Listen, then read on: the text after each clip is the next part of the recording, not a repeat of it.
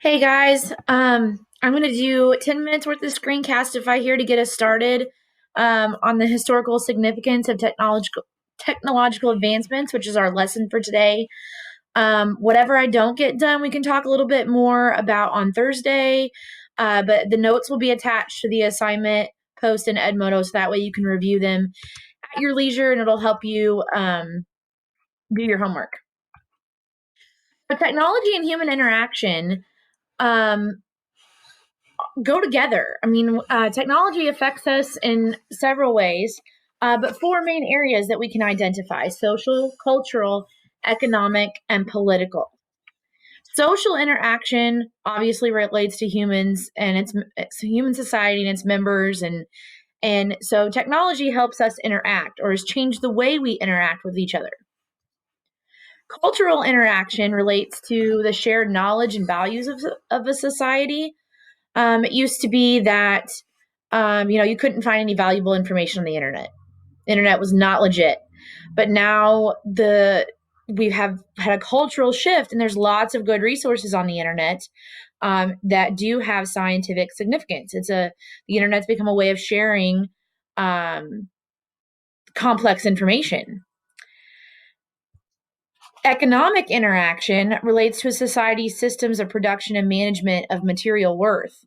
This interaction involves material wealth, usually money, but production as well. So think about how technology has changed our economics. We now spend $1,000 on a cell phone, where 50 years ago that would have been completely crazy. But that phone that we hold in our hand does so much now. It gets on the internet. It does our email. It does our phones. It does our text messages. It does our social media. It does everything for us, and we've become dependent on it. So it's changed economics. Um,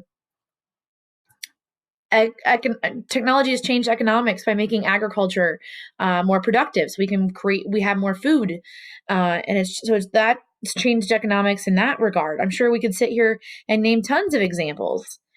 Technology has also influenced political as well. Um, I can't think of an example offhand, but the political parties feel very differently about some of the different technologies and how it affects national security, how it affects, how do we tax technology? That's something that politicians argue about all the time. Uh, the value of any given technology, may be different for different groups of people. Obviously, if a technology is really expensive, it's not going to affect some of the lower income folks. Also, if a think about Amish or Mennonite families who do not use all of the technologies. Some of them don't even use electricity. So think about how some of the technologies that are important to us may not be important to those social groups.